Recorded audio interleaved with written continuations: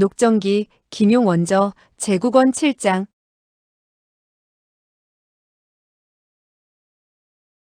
7. 성대한 연회석.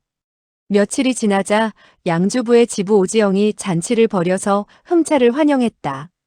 곧이어 도태로부터 들은 이야기지만 흠차가 선지사를 행원으로 삼으려고 했다고 하는지라 선지사의 가장 멋진 점은 절 앞에 한 개의 작약포가 있으니 흠차 대인이 그 절에 머물려고 한 것은 아마도 꽃구경을 좋아하기 때문이라고 생각했다. 그는 남의 비위를 잘 맞추는지라 이미 수일 전에 작약포 옆에 하나의 화붕을 세우게 했다.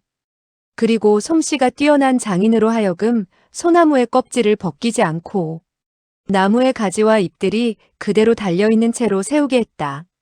화붕 안의 탁자와 의자는 모두 천연적인 나무와 돌을 사용했고 화붕에도 꽃나무와 푸른 화초를 잔뜩 심어서 다시 대나무 토막으로 물을 끌어들여 화붕 안사방을 돌며 흐르도록 만들어서 졸졸거리는 소리가 나도록 했다. 그러니만큼 지극히 교묘한 생각을 짜낸 것이라 할 수 있었다. 그곳에서 술을 마시고 잔치를 벌인다는 것은 마치 산속에 앉아서 술을 마시는 것과 다름없었다. 이것은 부유한 사람이 옥을 깎아서 대들보를 세운 화려한 객당에서 술을 마시는 것과는 또 다른 흥취가 있었다. 그러나 위소보는 용렬하고 범속하기 이를 데 없는 사람이라. 화붕에 이르자 첫 번째 한마디가 다음과 같았다. 어째서 차일이 쳐져 있지?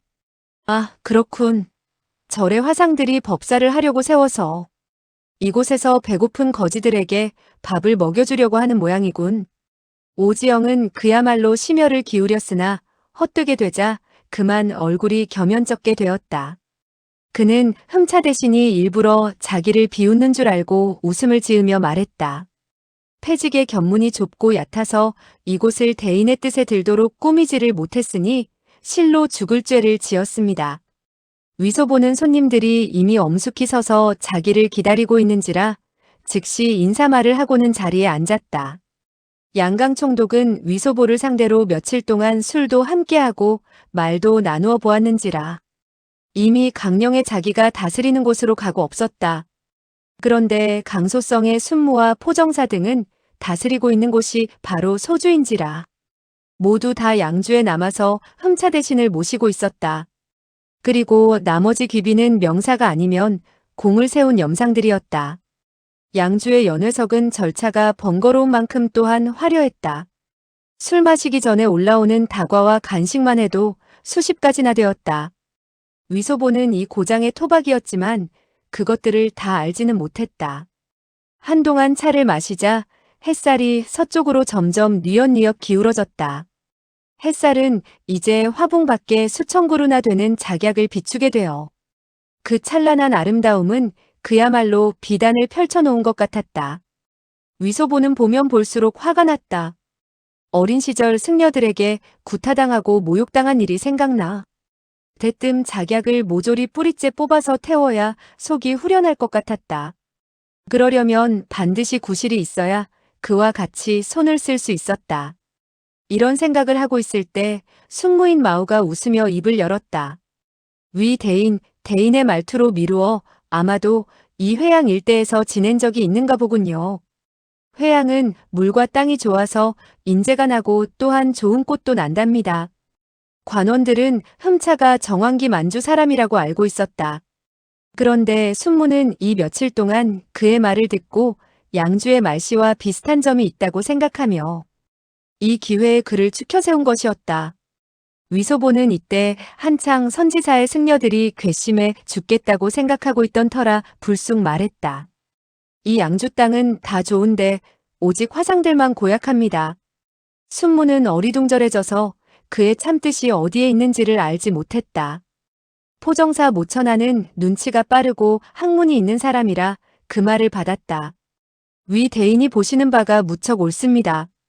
양주의 화상들은 시세의 흐름을 매우 잘 타는 편으로 관부의 사람이라면 추켜올리고 평범한 사람이라면 업신여기는데 그것은 옛날부터 그렇답니다. 위소보는 크게 기뻐서 웃었다. 그렇소이다. 모 대인은 독서하는 사람이라 책에 쓰여 있는 것을 알고 있었구려. 당나라 왕파 벽사롱의 이야기만 하더라도 바로 양주에서 일어났던 일이 아니겠습니까? 위소보는 옛날 이야기를 듣기 좋아하는 편이라 재빨리 물었다. 뭐가 황포비사룡의 이야기요? 이 이야기는 바로 양주 석탑사에서 비롯되었습니다. 당나라 건원 연간에는 석탑사를 목난원이라고 했는데 시인 왕파는 젊었을 때 집안이 가난해서 위소보는 속으로 생각했다. 원래 이 사람은 왕파라고 한 것이고 한 조각의 황포가 아니었구나. 그는 모천하니 계속하는 말을 들었다.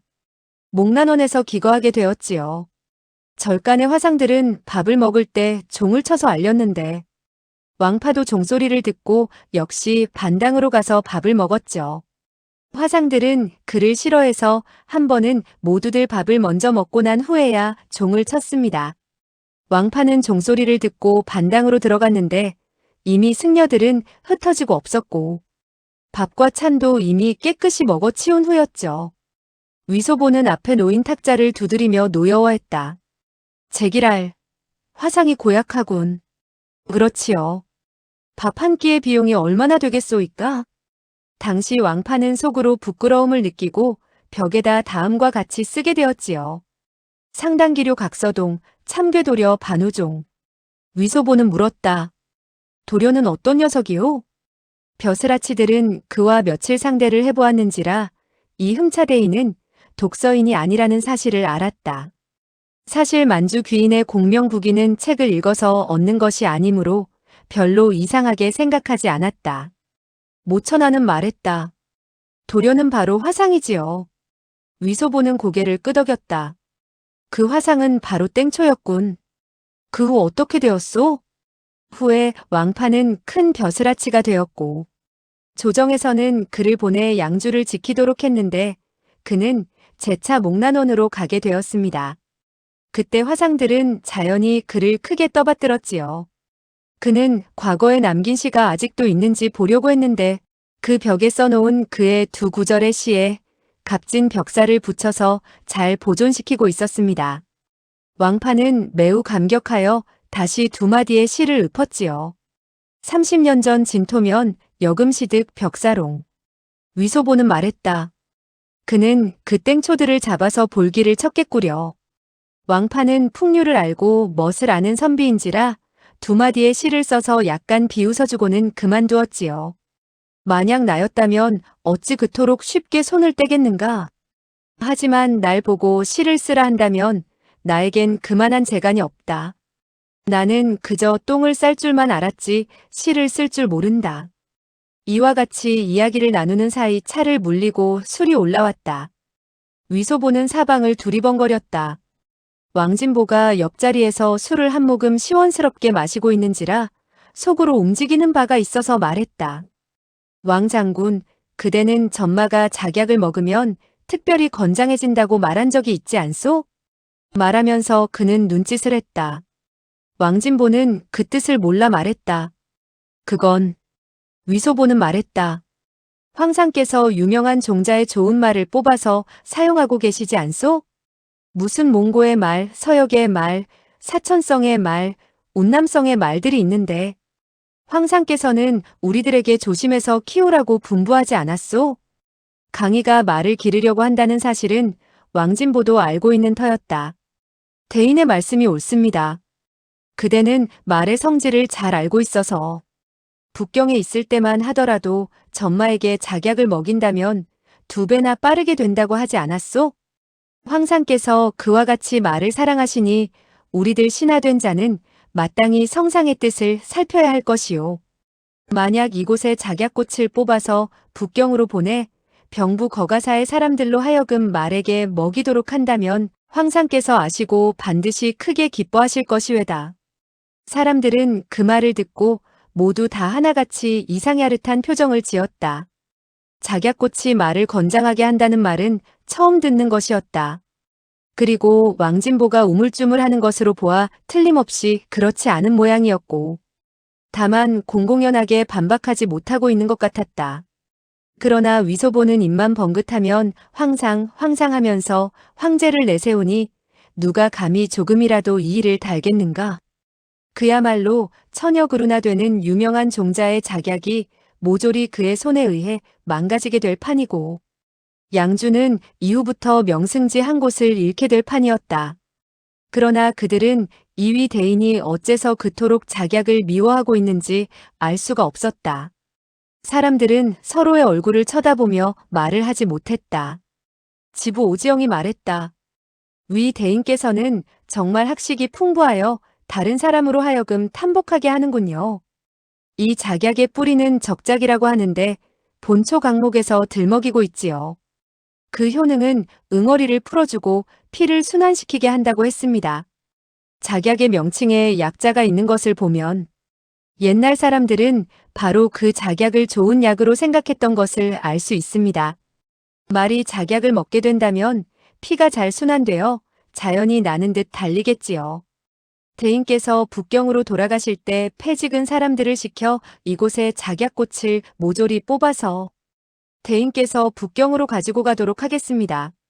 벼슬아치들은 그 말을 듣고 속으로 오지영이 비열하고도 모렴치하게 상관의 비위를 맞추기 위해서 양주의 아름다운 풍경을 망가뜨리려 한다고 욕을 했다. 위소보는 손뼉을 치고 웃었다. 오대인은 정말 일을 처리하는 방법이 훌륭하구려. 정말 좋소. 좋아. 오지영은 매우 영광스럽게 여긴 듯 재빨리 자리에서 일어나 인사를 하고 말했다. 대인께서 칭찬해 주시니 고맙습니다. 포정사 모천하는 화붕에서 걸어나가 작약포의 안으로 들어가더니 한 송이의 대접만한 작약꽃을 꺾어서 자기 자리로 되돌아와 두 손으로 위소보에게 바치며 웃었다. 대인께서 아무쪼록 이 한 송이의 꽃을 모자에 꽂으십시오. 패직은 대인께 들려드릴 이야기가 있습니다. 위소보는 얘기를 들을 수 있다는 말을 듣고는 꽃을 받아들었다. 그런데 그 한 송이 작약꽃은 꽃잎이 아주 짙은 붉은색이고 꽃잎 가운데 한 가닥에 노란 선이 그어져 있어서 무척 화사하고 아름다웠다. 그는 즉시 모자 위에 꽂았다. 모천하는 말했다. 대인께 축하드립니다. 이 작약은 금대위라는 명칭이 있으며 매우 드문 명종입니다. 옛날 책에 기록되어 있는 바로는 이 금대위를 본 사람은 이후 재상이 된다고 했습니다. 그럴 리가 있소? 이 고사는 바로 북송 연간에 비롯되었답니다. 그 당시 한의공 한기가 양주를 지키게 되었는데 바로 이때 선지사 앞에 작약포에서 갑자기 한 그루의 작약이 네 송이의 큰 꽃을 피우게 되었지요. 꽃잎은 짙은 붉은빛이었고 가운데에 금빛 선이 그어져 있었는데 바로 이 금대위였습니다. 이와 같은 작약은 일찍이 없었던 것으로서 매우 진기한 일이었지요. 그리하여 아랫사람이 보고를 하자 한의공은 즉시 왕림하여 구경을 하게 되었고 매우 즐거워했답니다. 그런데 꽃이 네 송이 있는 것을 보고 다시 세 분의 손님을 청해 함께 꽃을 감상하려고 생각했습니다. 위소보는 모자에서 그 꽃을 내려서 다시 보니 아니나 다를까 붉고 노란빛이 서로 얽혀 더욱더 찬란해 보였다. 그 한 줄의 금빛은 가로로 난 문이어서 여느 꽃에서는 볼 수 없는 것이었다. 모천하는 말했다. 그때 양주에는 명성이 높은 두 인물이 있었는데 한 사람은 왕규였고 또 한 사람은 왕한석인데 모두 다 재주가 있고 학문이 깊으며 견식이 넓은 사람들이었습니다. 한의공은 속으로 꽂힌 네 송이인데 사람은 세 사람뿐이니 아름다움 중에 부족한 점이 있다고 생각하고 달리 한 사람을 청하기로 했지요. 그런데 그 사람의 명망은 그만한 자격이 없었습니다. 바로 이와 같이 주저하고 있을 때 갑자기 그 누군가 찾아왔습니다. 찾아온 사람은 바로 진승지로서 그 역시 한 분의 명사였지요. 한의공은 크게 기뻐서 이튿날 이 작약포 앞에서 크게 연회를 차려 네 송이의 금대위를 뽑아서는 각기 머리 위에 한 송이씩 꽂게 되었습니다. 이 고사는 사상잠화연이라고 하는데 후에 이 네 사람은 모두 재상이 되었다고 합니다. 위소보는 웃었다. 그거 재미있구려. 그 네 분 형씨들은 모두 유명한 독서인이고 시를 쓰거나 문장을 지을 줄 알았지만 형제는 감히 그분들에게 견줄 실력이 못 돼오. 그렇지 않습니다. 북송 때만 하더라도 선비들이 재상을 했습니다만 우리 대청나라는 싸워서 천하를 얻었기 때문에 황상께서 가장 중시하는 사람은 용기와 지략이 있는 영웅호걸입니다. 위소보는 용기와 지략이 있는 영웅호걸이라는 칭찬의 말을 듣고 크게 기분이 좋아서 연신 고개를 끄덕였다. 모천하는 말했다. 한의공은 위국공에 봉해졌으니 더 말할 것도 없지요. 왕한석은 형국공으로 봉해졌고 왕규는 기국공에 봉해졌으며 진승진은 수국공으로 봉해졌습니다. 네 분의 명신들은 모두 재상이 되었을 뿐 아니라 모두 국공으로 봉해졌습니다. 그런데 대인께서는 젊어서 이미 출세하여 지금은 백작에 봉해졌으니 다시 한 계급 더 오르면 후작이고 거기에서 더 오르면 공작이 될 것입니다. 그러니 왕에 봉해지고 친왕에 봉해지는 것은 순식간의 일이 될 것입니다. 위소보는 껄껄 소리내어 웃으며 말했다. 아무쪼록 모대인의 금쪽 같은 말씀처럼 이곳의 모든 분들이 벼슬이 오르고 부자가 되기를 바라겠소이다. 모든 관리들은 일제히 일어나서 술잔을 들고 말했다. 삼가 위 대인께서 가관진작하시기를 바라며 공후만대 되시기를 축하드립니다. 위소보는 몸을 일으켜서는 관리들과 한 잔의 술을 건배했다. 그리고 속으로 생각했다. 이 벼슬아치는 학문이 있고 또 구변이 뛰어나 이야기를 잘해 사람을 기쁘게 만드는구나. 만약 그로 하여금 북경으로 가서 일을 처리하도록 한다면 수시로 그가 이야기하는 것을 들을 수 있으니 그야말로 이야기꾼의 이야기를 듣는 것보다 훨씬 낫지 않겠는가. 이 사람은 타고난 아첨대왕으로서 이름마저도 모천한이라고 하여 조정의 황상을 배웁고 싶다는 뜻을 분명히 하고 있는 것이 아닌가. 이때 모천한은 다시 말했다. 한의공은 후에 군사를 거느리고 서강을 지키게 되었지요. 서하나라 사람들은 그를 두려워해서 감히 군사를 이끌고 침범하지 못했습니다.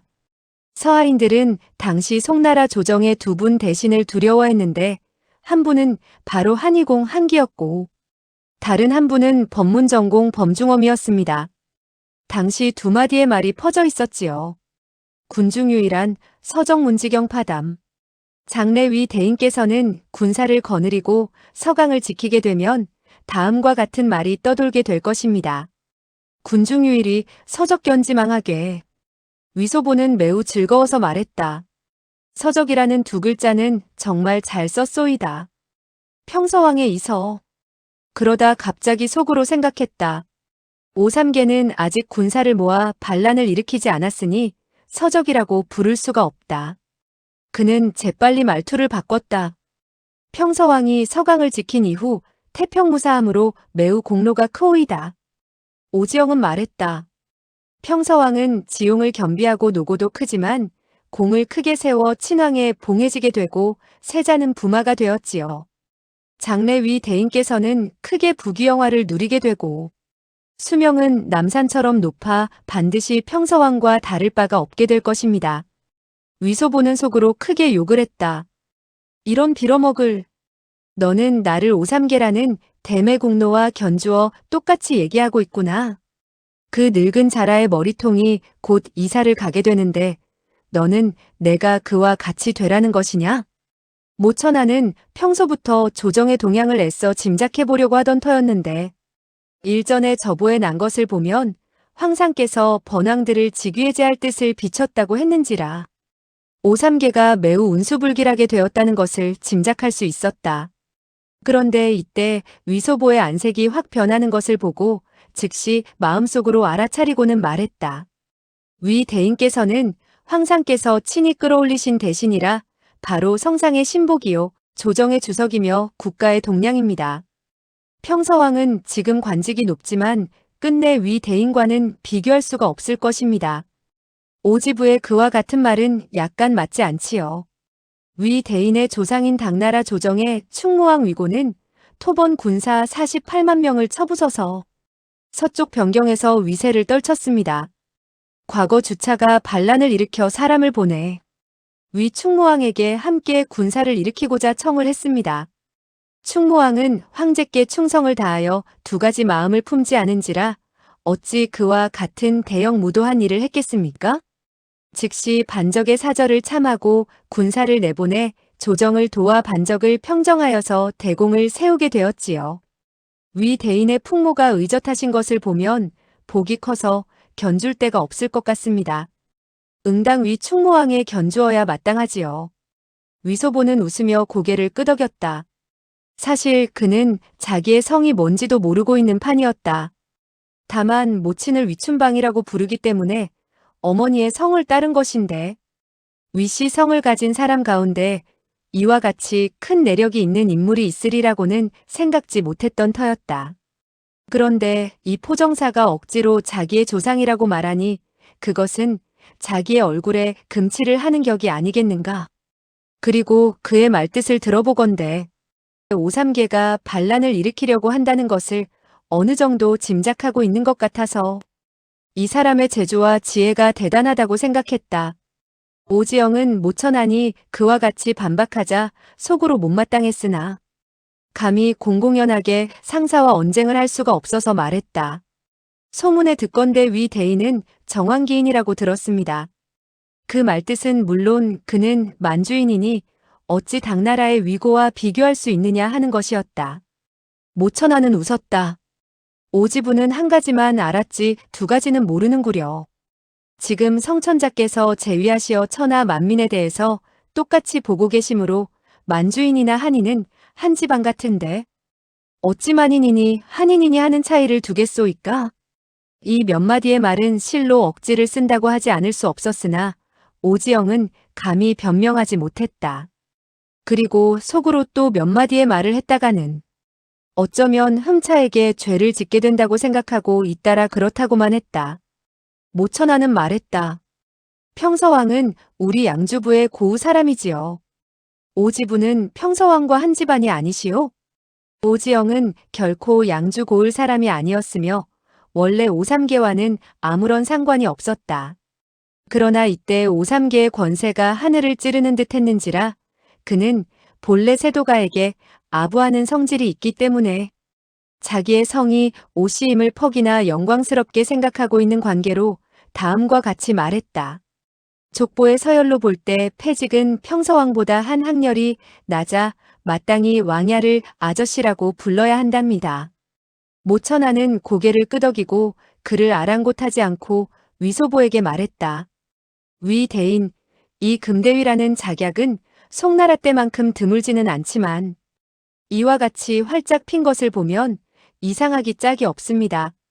그런데 오늘 공교롭게 위 대인께서 이곳에 와서 꽃구경을 하게 되었을 때 활짝 피었으니 이것이야말로 우연이 아니라 하늘의 뜻이 있을 것입니다. 패직에게 조그만 의견이 있는데 대인께서 결정을 내려주십시오. 위소보는 말했다. 모형께서 가르침을 베풀어 주시구려. 모천하는 말했다. 가르침이라니 어찌 감당할 수 있겠습니까? 이 작약꽃의 뿌리는 약재를 파는 가게에 가면 있습니다. 대인께서 말에게 먹이신다면 약재 가게에서 다듬고 익힌 것이 더욱더 효력이 클 것입니다. 패직은 대량으로 구입해서 북경으로 보내 사용할 수 있도록 하겠습니다. 이곳의 작약꽃은 대인에게 좋은 일이 있고 또 공을 세우리라는 사실을 알렸다는 점을 감안하여 잠시 남겨주실 수 없겠습니까? 훗날 위 대인께서 원수가 되시어 도적을 깨뜨리고 또다시 재상이 되거나 왕에 봉해지게 되었을 때는 바로 한의공이나 위 충무왕처럼 되어서 재차 이곳에 와서 꽃구경을 하시게 될지도 모를 일입니다. 그때 금대위가 활짝 피어 귀인을 맞아들이게 된다면 어찌 아름다운 일이라 하지 않을 수 있겠소이까? 패직이 생각하건대 훗날 반드시 연극 무대에도 올려지게 될 것이라고 생각됩니다. 위소보는 신이 나서 말했다. 그대는 연극하는 자들이 나로 분장하여 노래를 한다는 것이요? 그렇지요. 그야 물론 준수하고 우아하며 멋진 젊은이가 위 대인으로 분장하겠지요. 그리고 하얀 수염에 검은 수염을 단 사람과 얼룩무늬를 칠한 얼굴에다 하얀 코에 광대들이 있어 오늘 우리와 같은 벼슬아치들의 역할을 해내겠지요. 관리들은 모두 껄껄 소리내어 웃었다. 위소보는 말했다. 그러면 그 한 토막의 연극은 뭐라고 부르는 것이오? 모천하는 순무인 마우에게 말했다. 그건 무대대인께서 연극 이름을 붙여주시도록 하십시오. 그는 순무가 줄곧 말을 하고 있지 않기 때문에 그를 혼자 내버려 두어 외롭게 할 수 없다고 생각한 것이었다. 마우는 웃었다. 위 대인께서 장래 왕으로 봉해지신다면 이 연극을 위왕잠화라고 하는 것이 어떻겠소? 벼슬아치들은 일제히 칭찬의 말을 했다. 위소보는 속으로 흐뭇해져서 다시 과거의 원한을 마음에 두지 않게 되었고 속으로 생각했다. 나는 재상은 될 수 없지. 그러나 서적을 크게 깨뜨리고 왕야가 되어 노닥거리는 것쯤은 할 수 있을 것이다. 만약 이들 작약들을 뽑아버린다면 조짐이 좋지 않을 거야. 그가 밖을 내다보니 작약포에는 금대위가 적어도 수십 송이는 될 것 같아 속으로 생각했다. 어떻게 저토록 많은 재상이 생겨날 수가 있나? 설마하니 이 사람들 모두 재상이 된다는 것일까? 무대와 번대들은 희망이 있다고 할지 모르나 이 오지영과 같은 사람은 아무래도 그럴듯하지가 않구나. 장래 연극 무대에 하얀 코를 가진 광대는 반드시 이자가 맞게 될 것이다. 그는 포정사가 이리저리 말을 돌려서 생각하고 생각한 끝에 말을 했던 것은 바로 선지사 앞에 수천 그루나 되는 작약들을 보전하려는 데 있다는 것을 알 수 있었다. 그야말로 벼슬아치의 요결은 모두들 잘 되는 데 있다고 할 수 있었다. 이것이야말로 알록달록한 꽃가마는 모든 사람이 떠매고 갈 수 있다는 말과 같은 것이라 할 수 있다. 그대가 나를 추켜올리는 이상 나 스스로도 또한 고집스럽게 일을 처리해서 양주 전체 성의 관리들 체면을 떨어뜨리게 할 수는 없는 노릇이라고 생각한 것이었다. 그리하여 그는 다시 작약일을 들먹이지 않고 웃으며 말했다. 장래 그와 같은 한 토막의 연극이 정말 있게 될지라도 우리들로서는 모두 볼 수 없을 것이오. 그러니 차라리 지금 당장 노래나 먼저 듣도록 합시다. 관리들은 일제히 그렇다고 말했다. 오지영은 이미 준비하고 있던 터라 분부를 내렸다. 그러자 화분 밖에서 장식품이 쨍그랑거리는 소리와 더불어 일진의 향긋한 냄새가 풍겨왔다. 위소보는 정신이 번쩍 들어 속으로 생각했다. 미인을 보게 되었구나. 아니나 다를까 한 여자가 사뿐사뿐 화분 안으로 걸어들어와 위소보에게 절을 하더니 간드러진 어조로 입을 열었다. 흠차대인과 여러 대인들께서 만안하시기를 빌며 소녀가 노래를 한 곡 불러 시중을 들까 합니다. 이 여자는 30여 세쯤 되는 나이로 옷차림은 화려했으나 자색은 평범했다. 피리를 부는 사람이 피리를 불자 그녀는 곧 노래를 부르기 시작했다. 푸른 산은 물결 속의 일렁이고 가을이 깊어가니 강남의 초목이 시드네. 24교라는 다리에 명월이 밝게 비추는 밤. 어여쁜님은 어디에서 퉁소를 불까? 시리에 잠겨 강남에서 술이나 마시고 다니다가 허리는 한 손에 잡힐 듯 가늘어졌구나. 10년 동안 양주에서 놀던 기억은 꿈만 같은데 돌아다 보니 기녀원에 보잘것없는 이름만 올랐구나. 그녀가 부르는 노래는 두목의 양주시 두수였다. 피리 소리는 고즈넉했고 노랫소리는 부드러워 듣기가 좋았다. 위소보는 그 노래를 부르는 기녀를 바라보며 속으로 약간 불쾌한 심정이 되었다. 그 여자의 노래가 끝나자 다시 한 명의 가기가 들어왔다. 이 여자는 35세 정도의 나이인데 행동거지가 매우 우아했으며 목청은 더욱 숙련되어 아무리 높낮이에 변화가 있어도 매우 부드럽게 높였다 내리는 등 변화가 많았다. 그녀가 부른 노래는 진관의 망해조였다.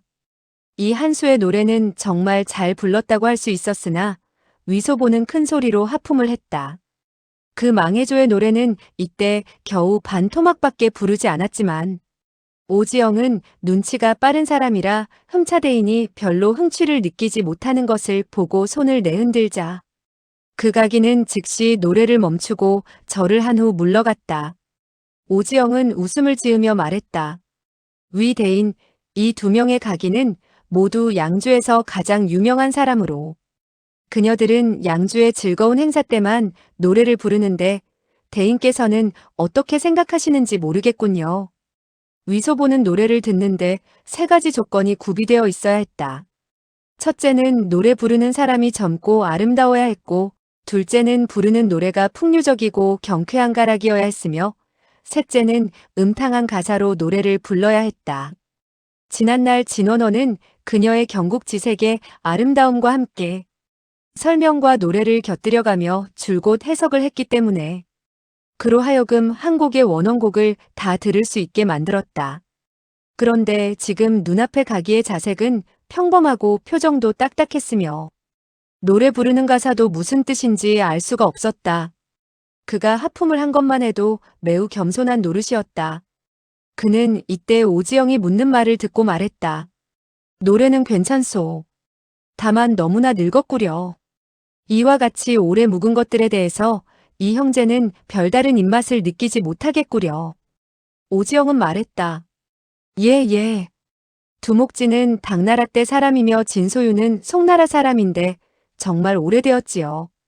한수에 새로운 시가 있는데 한 신진의 시인이 만든 것인 바 이 사람은 사신행이라고 하며 명성을 떨친 지는 얼마 되지 않았습니다.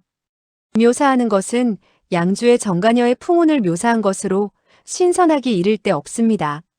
그가 손짓을 하자 시중을 들던 사람이 말을 전하게 되었고 다시 한 명의 가기가 들어섰다. 위소보가 오래된 것이라고 말한 것은 바로 가기를 가리킨 것인데 오지영은 그가 가사나 시가 진부하다고 하는 줄로만 알았다.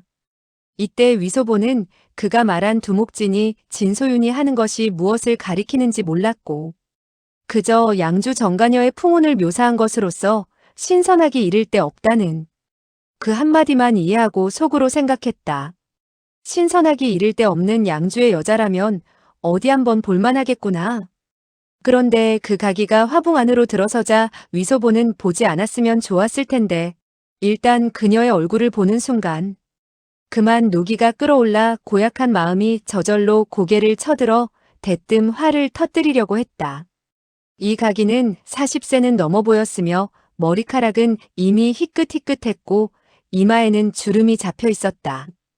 그리고 마땅히 커야 할 눈은 오히려 실눈이었고 입은 작아야 하는데 오히려 컸다.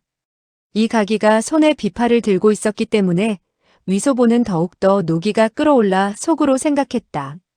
내가 감히 진원원을 흉내내겠다는 것이냐? 그 가기가 비파의 줄을 튕기자 그야말로 옥을 굴리는 듯한 소리가 났고 제비들이 제잘거리는 듯한 소리가 울려 퍼져 매우 듣기가 좋았다. 이어서 그녀는 노래를 불렀다. 노랫소리는 청아했으며 한마디의 구절마다 비파의 운율과 짝이 되어 때로는 마치 물이 졸졸거리며 흐르는 것 같았고 때로는 은방울이 딸랑거리는 것 같았다. 최후의 한마디 청군 예장폭이라는 그 한마디를 부르게 되었을 때 비파 소리는 울리는 듯 마는 듯 했다.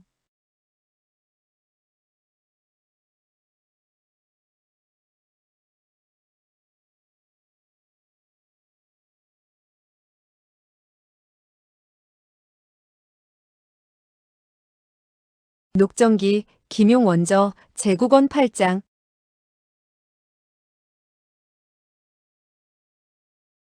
8. 여춘원에서 만난 아가. 관리들은 모두 그 노랫소리에 취한 듯 어떤 사람은 눈을 감았으며 어떤 사람은 고개를 흔들며 곡조에 맞추었다. 비파 소리가 멈추자 관원들은 일제히 갈채를 보냈다. 모천하는 말했다. 시도 좋고 곡도 좋고 비파 소리도 좋구먼. 정말 무명저고리가 천양국색을 감추지 못하는 격이로다. 시는 물론이고 노랫소리 또한 담아하고 자연스러우니 그야말로 인류솜씨라 할 수 있겠노라. 위소보는 코웃음을 치고 그가기에게 물었다. 흥, 그대는 18막이라는 노래를 부를 줄 알겠지? 한 곡 들려주게나. 관리들은 그 소리를 듣고 모두 깜짝 놀랐다.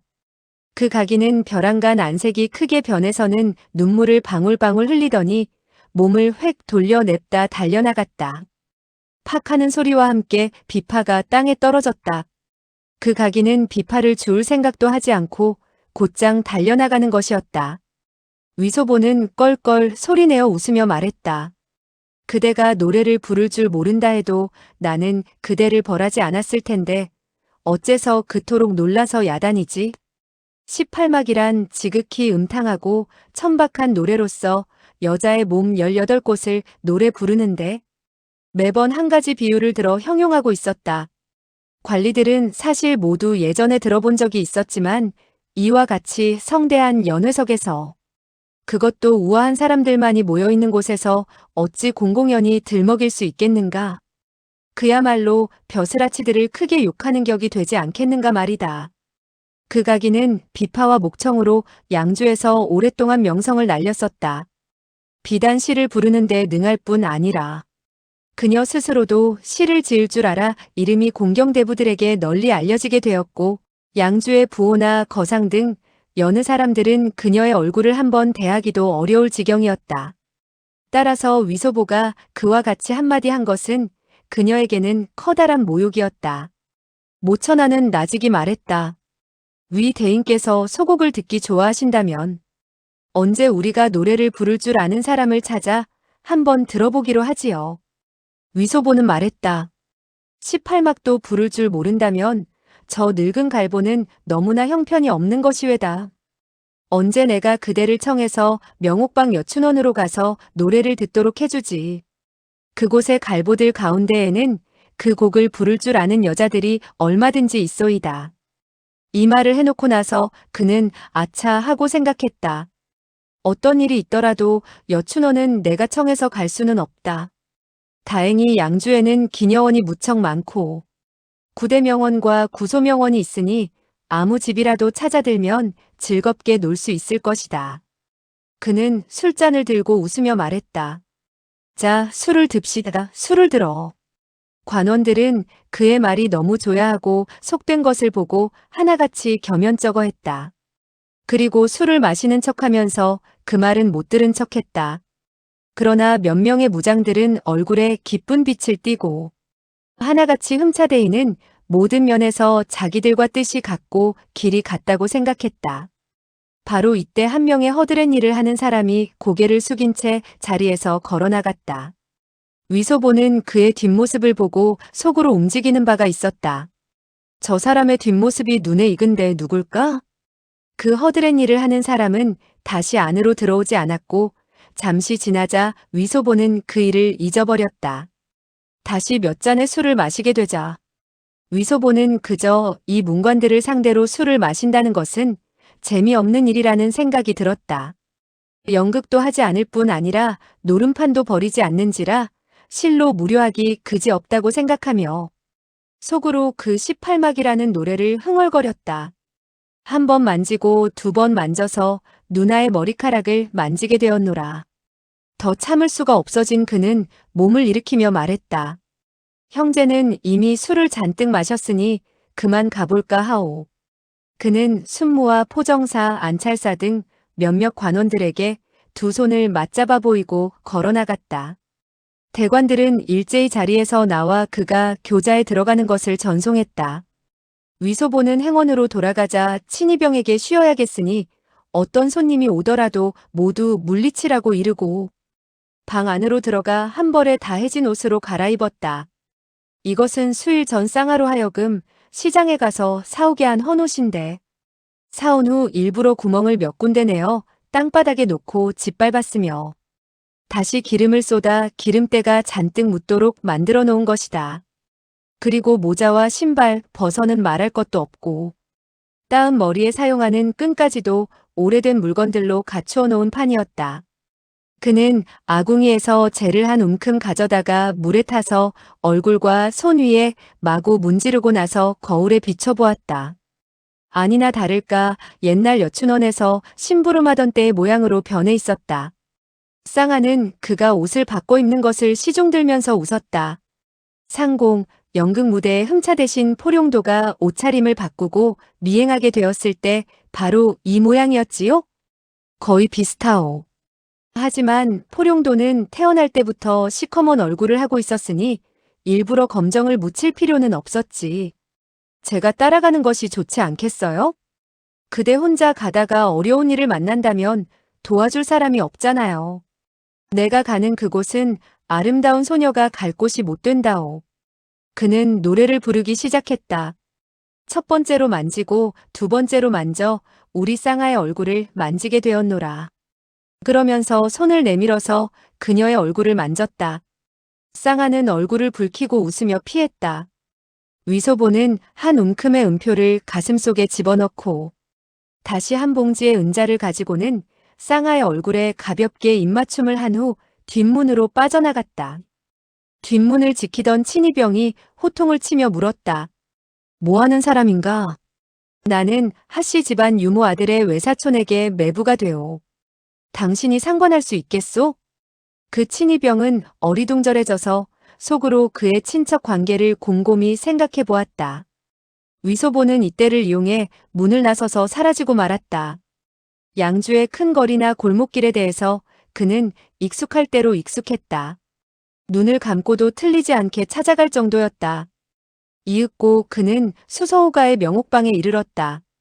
각처의 문 안에서 풍악을 울리는 소리가 흘러나오고 있었고 그런가 하면 노래를 부르는 소리도 들렸고 노름판을 벌이며 호통을 치는 소리도 들렸다. 그 소리들이 귀에 들어오자 그야말로 하늘에서 들려오는 선악보다도 10배는 더 듣기 좋아 속으로 말할 수 없는 흐뭇한 감을 느꼈다. 여춘원 밖에 이르니 그곳의 광경은 여전했으며 과거 그가 떠날 때와 별다른 점이 없었다. 그는 살그머니 여춘원 연문으로 돌아가서 연문을 열고 안으로 들어갔다. 발걸음 소리를 죽이고서 모친의 방을 살펴보니 방 안에는 아무도 없었다. 그는 모친이 손님을 모시고 있는가 보다 짐작하고 속으로 생각했다. 빌어먹을 어느 망할 녀석이 지금 우리 어머니를 끼고 노닥거리며 나의 의붓아버지 노릇을 하고 있는 것일까? 그는 방 안으로 들어갔다. 침상의 이부자리는 여전히 옛날 그대로인데 그저 좀 더 헝것이 되었을 뿐이었다. 그는 속으로 생각했다. 어머니는 장사가 되지 않아서 나의 의붓아버지들이 많지 않은가 보다. 고개를 돌려보니 자기가 자던 조그만 침대가 아직도 옆에 놓여 있는 것이 보였다. 그리고 침대 앞에는 자기가 신던 한 쌍의 신발이 놓여 있고 침대 위의 이부자리는 뜻밖에도 깨끗이 빨아 풀을 먹인 상태로 있었다. 그는 다가가서 침대 위에 앉았다. 자기가 입던 청죽포 장삼이 곱게 개어져 침대 모서리에 놓여 있는 것을 보고 속으로 약간 미안한 생각이 들었다. 어머니는 내가 돌아오기를 기다리고 있었구나. 제기랄. 내가 북경에서 넉넉한 생활을 하면서도 사람을 시켜 어머니에게 돈을 붙이지 않았으니 나는 실로 효자가 못 되는구나. 그는 비스듬히 침대 위에 누워 어머니가 돌아오기를 기다렸다. 기녀원의 규칙에 의하면 하룻밤 묵고 가는 손님을 유숙시키는 곳은 따로 깨끗하고 큰 방이 있었다. 그리고 기녀들이 거처하는 조그만 방은 퍽이나 간결하고 초라했다. 하지만 젊고 아름다운 인기 좋은 기녀들이 거처하는 방은 비교적 나은 편이었다. 위소보의 어머니 위춘방처럼 나이가 많고 찾아오는 손님이 별로 없는 사람에 대해서 주모는 소홀히 대접했고 거처하는 곳은 한 칸의 엷은 판자로 만든 방이었다. 위소보는 한동안 누워 있었는데 갑자기 옆방에서 누가 날카롭게 호통치며 욕하는 소리가 들렸다. 바로 주모의 음성이었다. 이 천한년아. 허연 은자를 주고 너를 샀는데 너는 이러쿵 저러쿵 변명하면서 손님을 받으려 하지 않는구나. 흥. 너를 관세음보살처럼 이 집에다 모셔놓고 구경만 시키려고 산 줄 아느냐? 때려라. 실컷 때려주란 말이다. 곧이어 채찍으로 내려치는 소리가 들렸고 아프다는 비명소리 그리고 울부짖는 소리, 욕하는 소리가 한데 어우러져 들렸다. 이와 같은 소리를 위소보는 어릴 적부터 들어왔다. 주모가 젊은 소저를 사와서 그녀에게 손님을 받도록 핍박을 하고 한 차례 매질을 가하는 일은 흔히 있는 일임을 그는 알고 있었다. 만약 나이 어린 소저가 고집을 피우며 말을 듣지 않을 때는 바늘로 손톱을 찌르고 불에 달군 쇠로 살을 지지는 등 여러 가지 혹독한 형을 차례차례 사용했다. 이런 기녀원에서는 흔히 듣게 되는 소리였는데 그는 오랫동안 떠나 있다가 다시 이 소리를 들으니 옛날의 꿈을 다시 꾸고 있는 듯한 느낌이 들었을 뿐, 그 나이 어린 소저가 가련하다는 생각은 들지 않았다. 그 나이 어린 소녀는 울부짖었다. 나를 때려 죽이도록 해요. 나는 손님을 받지 않겠어요. 머리를 부딪혀 죽을 거예요. 주모는 귀노에게 분부했다. 다시 2, 30번의 채찍이 가해졌으나 나이 어린 소저는 여전히 울부짖으며 굴복하지 않았다. 귀노는 말했다. 오늘은 더 칠 수가 없습니다.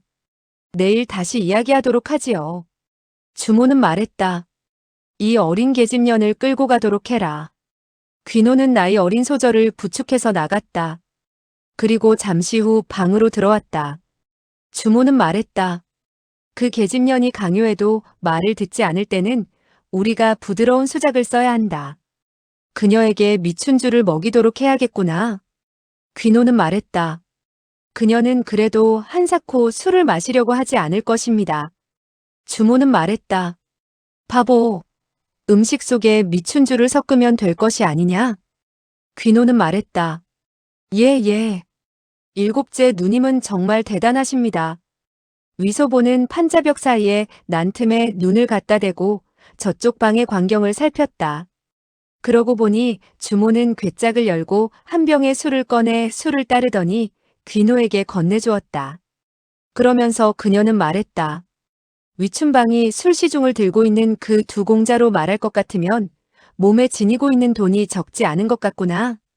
그들은 오늘 밤 이곳에서 자면서 친구를 기다린다고 했다. 그같이 나이가 젊은 햇병아리들은 춘방에게 정을 주지 않을 것이다. 나중에 내가 가서 그들에게 조금 전 그 계집애의 머리를 틀어 올려달라고 청을 하겠다. 그렇게 되어 운수가 좋다면 3, 400냥의 은자쯤 긁어내는 것은 대수로운 일이 아니다. 귀노는 웃으며 말했다. 일곱째 누님 재물을 얻게 된 데 대해 축하드립니다. 나 역시 누님의 덕택으로 도박에서 진 빚을 갚게 되었습니다. 주모는 욕을 했다. 길바닥에 쓰러져 죽을 처난 것 같으니. 고생고생해서 번 몇 냥의 은자를 모조리 32장의 골패에 뿌리다니. 이번 일을 제대로 처리하지 못한다면 너의 자락꼬리를 자르고 말 테니 조심스럽게 처리하거라.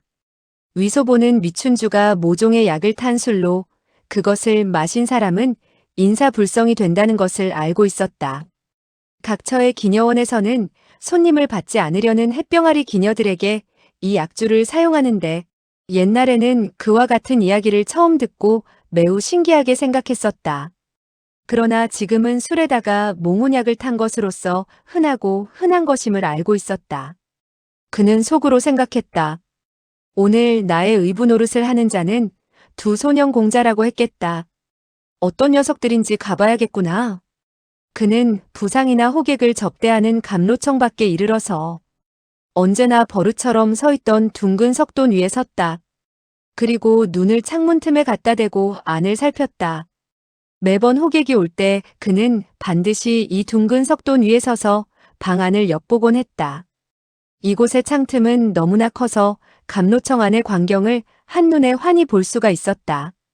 그런데 손님은 옆으로 앉아 있었기 때문에 창 밖의 사람 그림자를 발견하지 못했다. 그는 과거에 몇백 번이나 엿보았지만 한 번도 발각된 적이 없었다. 감로청 안은 붉은 초가 은은히 타오르고 있었고 어머니는 온 얼굴에 지분을 잔뜩 바르고 분홍색 비단 적삼을 걸치고 머리에 한 송이 붉은 꽃까지 꽂고서 웃음을 지으며 두 손님에게 술을 따르고 있었다. 위소보는 어머니를 자세히 바라보며 속으로 생각했다. 어머니가 많이 늙으셨구나. 그러니 이 같은 장사는 얼마 하지 못하겠다. 오로지 눈먼 녀석들만이 그녀를 불러 술시중을 들게 하겠구나. 거기다가 어머니는 노래 부르는 솜씨도 별로 좋지 않다. 만약에 내가 기녀원에 놀러온 사람이고 만약 그녀가 나의 어머니가 아니라면 나에게 1,000냥을 보태준다 해도 그녀를 부르지 않을 것이다. 이때 그의 어머니가 웃으며 입을 열었다. 두 분 공자께서는 이 잔의 술을 마셔주세요. 저는 상사오경조를 불러 두 분이 술을 들도록 흥을 돋우어 드리겠습니다. 위소보는 몰래 한숨을 내쉬며 속으로 생각했다. 어머니의 소곡은 언제나 불러봐야 몇 가락밖에 되지 않는다. 상사오경조가 아니면 일근자죽 직묘묘이고 그렇지 않으면 일파선자칠촌장 1인 선풍이 인양이라는 것들이다. 어머니는 몇 마디의 노래를 더 배우려고 노력하지 않았다. 그리고 어머니는 갈보 노릇을 유지하려고 애쓰지도 않았다. 다시 생각해보다가 그는 하마터면 웃음을 터뜨릴 뻔했다. 나 역시 무공을 배우려고 애쓰지 않는다. 원래 나의 게으른 성질은 바로 어머니에게서 이어받은 것이었구나. 갑자기 간드러지고 부드러운 음성이 들려왔다. 그럴 필요 없네. 그 한마디가 떨어지자 위소보는 전신을 흠칫하며 하마터면 석돈에서 떨어질 뻔했다. 그는 자세히 곁눈질을 하고 바라보았다. 그러고 보니 어떤 섬섬옥수가 술잔을 가로막고 있었는데 그 섬섬옥수의 소매자락을 따라 위를 쳐다보니 아리따운 옆 얼굴을 한 남자가 보였는데 바로 아가가 아닌가. 위소보는 속으로 깜짝 놀랐으며 놀람과 기쁨을 좀처럼 억제하기 어려웠다. 아가가 어찌하여 양주에 도달했을까? 어째서 여춘원으로 와서 나의 어머니에게 술시중을 들게 하는 것일까? 그녀가 남장을 해서 이곳에 와 다른 사람을 부르지 않고 유독 우리 어머니를 부른 것을 보면 틀림없이 나를 보고 온 것이라고 할 수 있다. 그녀는 그래도 양심이 있어 내가 그녀와 천지신명에게 알린 지압이라는 것을 기억하고 있었구나. 아, 정말 묘하다. 정말 묘해. 그대와 나 우리 부부가 이제 만나게 되었고 오늘에서야 동방화촉을 밝히게 되었구나. 나는 그대를 두 손으로 품에 안고서. 그런데 갑자기 한 남자의 음성이 들렸다. 오하오님 잠시 마시는 것을 멈추시고. 그 몇 분의 몽고 친구들이 도래하는 것을 기다려서. 위소보는 귀가 윙윙해짐을 느끼며 즉시 뭔가 잘못 돌아간다고 생각했다. 그야말로 눈에 비친 사물이 빙글빙글 돌아가는 것 같았고 잠깐 동안 눈으로 사물을 분별할 수조차 없었다. 그는 눈을 감고 한참 동안 정신을 차린 이후에 눈을 떠보았다. 아가의 옆에 앉아있는 그 소년 공자는 바로 대만의 둘째 공자 정극상이 아닌가. 위소보의 어머니 위춘방은 입을 열었다. 소상공이 술을 마시지 않는다면 대상공께서 한 잔 더 마시도록 하세요. 그리고 정극상에게 술 한 잔을 따르고는 털썩 그의 품에 안겼다. 아가는 말했다. 이봐요, 좀 점잖게 놀아요. 위춘방은 웃었다. 어머, 소상공은 얼굴이 여려서 이런 멋을 내는데 익숙하지 않군요. 그대는 이후 매일같이 이곳에 들어오면 누구나 풍류남아가 아니라고 아쉬워할 거예요. 소상공, 나이 어린 소절을 불러서 그대를 모시게 하는 것이 좋지 않겠어요? 아가는 재빨리 말했다. 싫어, 싫어, 싫어. 그대는 앉아있도록 하시오. 위춘방은 웃었다. 아, 그대는 질투를 하는군요. 내가 대상공만 모시고 그대를 상대해주지 않는 것을 탓하고 있군요. 그녀는 몸을 일으키더니 아가의 품속에 안겼다.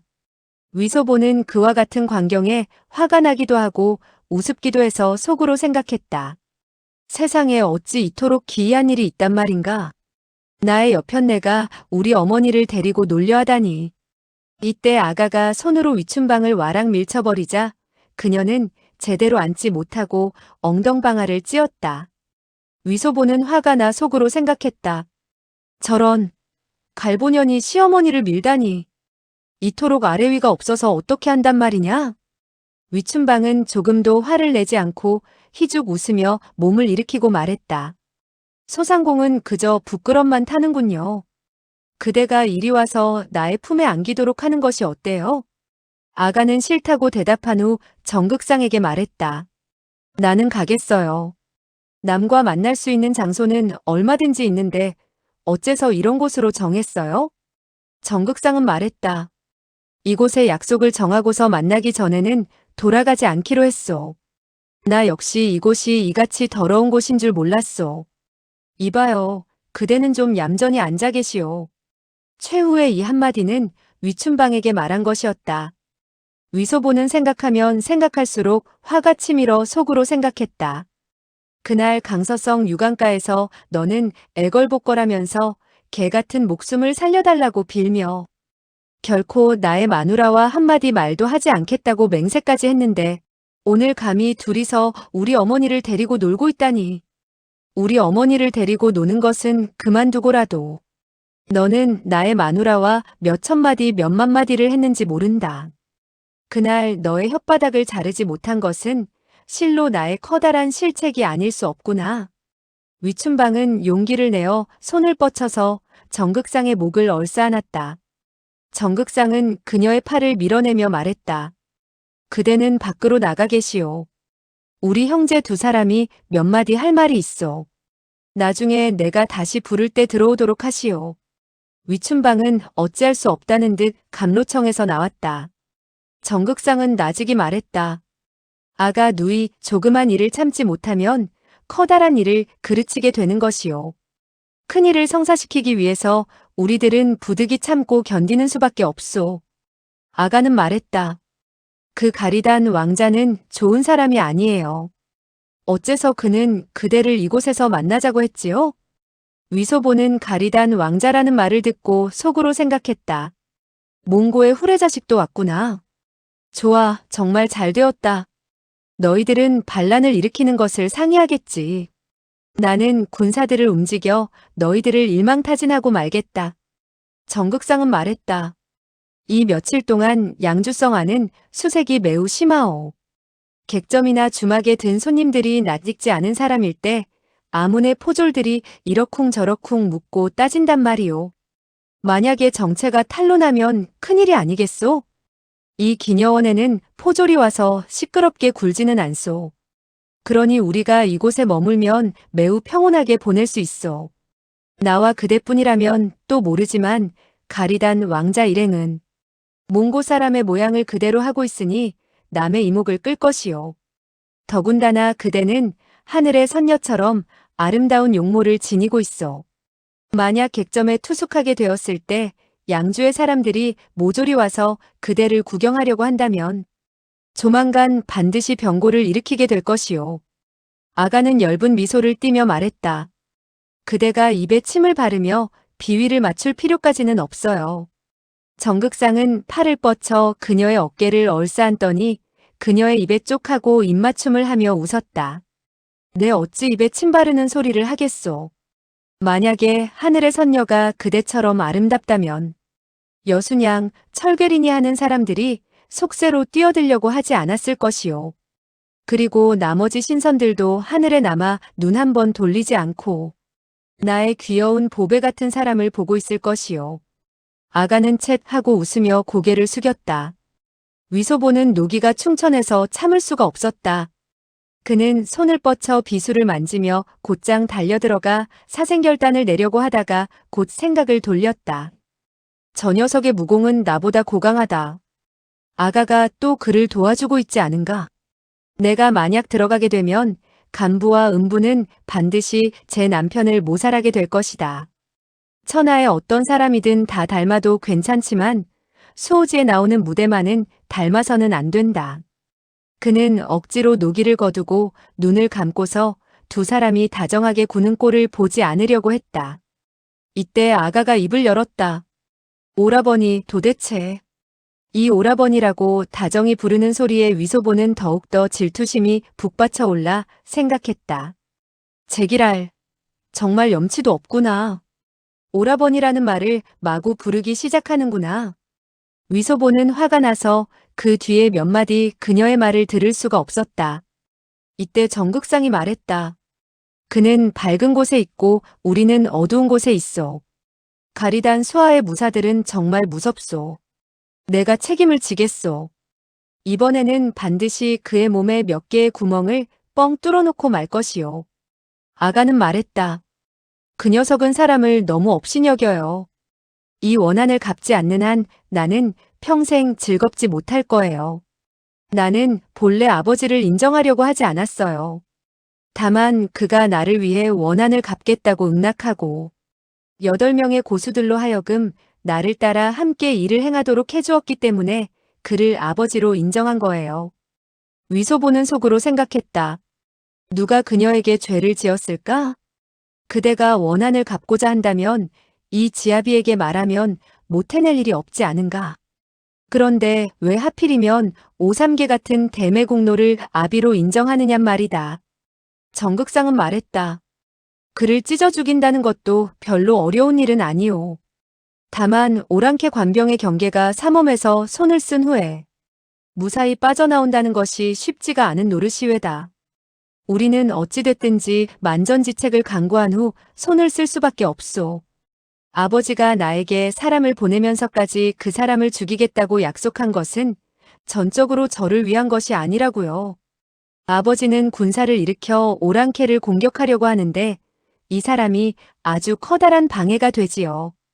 그래서 나는 아버지에게 또 다른 이유가 있다는 것을 짐작할 수 있었어요. 그대는 그대의 어머니에게 말씀드렸소?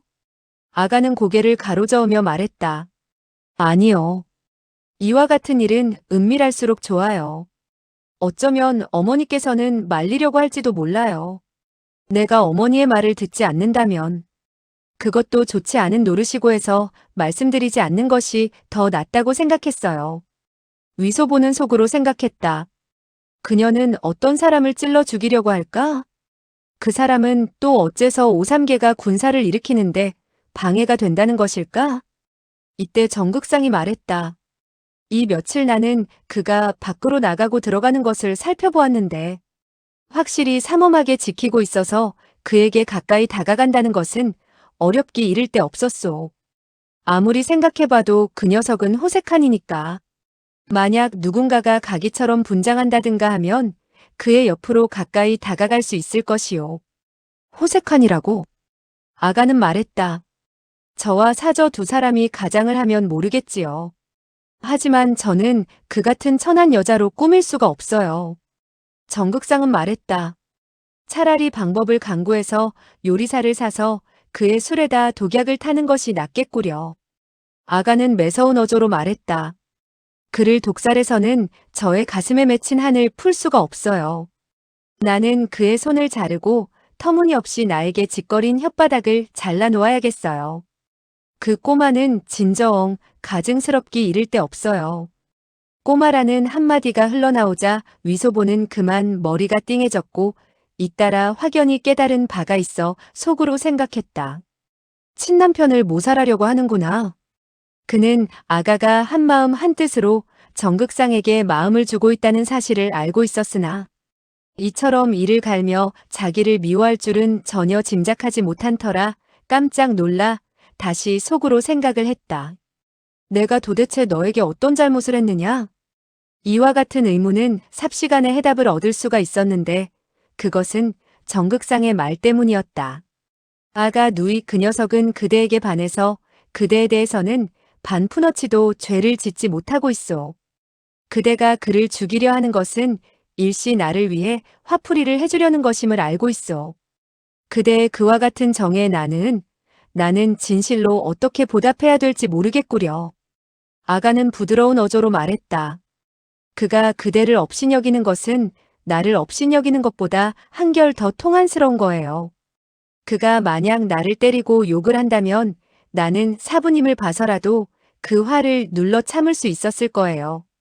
하지만 그가 그대에게 그토록 무례한 행동을 한 것을 떠올리기만 하면 그야말로 미워서 당장에 천갈래 만갈래로 찢어버리고 싶어져요. 정극상은 말했다. 아가 누이, 내 이제 그대에게 보답을 해드리는 것이 어떻겠소? 그는 오른팔을 뻗더니 그녀를 안았다. 아가는 온 얼굴에 부끄러운 빛을 띠고 머리를 그의 품에 기대었다. 위소보는 가슴속으로 그야말로 질투심이 부글부글 끓어올랐고 또 한편으로는 노기가 북받치는가 하면 여간 입이 쓰지 않았다. 그런데 벼랑간 머리가 바짝 조여드는 것을 느끼는 순간 따은 머리를 그 누구에게 잡히고 말았다. 그는 깜짝 놀라 소리도 지르기 전에 귀마저 붙잡혀 비틀어지게 되었다. 막 소리를 지르려고 했을 때 귓가에 익숙한 음성이 나직이 호통치는 소리가 들렸다. 작은 후레자식, 나를 따라오너라. 이 한마디의 욕을 위소보는 이 사람에게 수백 번 수천 번을 들었는지라 순순히 따라갔다. 그의 따은 머리를 잡고 귀를 비튼 사람의 손짓은 익숙하기 이를 데 없었으며 또한 한평생 몇 번이나 그의 귀를 잡고 비틀었는지 모를 일이었는데 바로 그 사람은 그의 어머니 위춘방이었다. 두 사람이 방 안에 들어서자 위춘방은 냅다 방문을 발로 걷어차서 닫더니 위소보를 놓아주었다. 위소보는 말했다. 어머니, 제가 돌아왔어요. 위춘방은 한참 동안 그를 물끄러미 쳐다보더니 갑자기 그를 얼싸안고 한없이 울었다.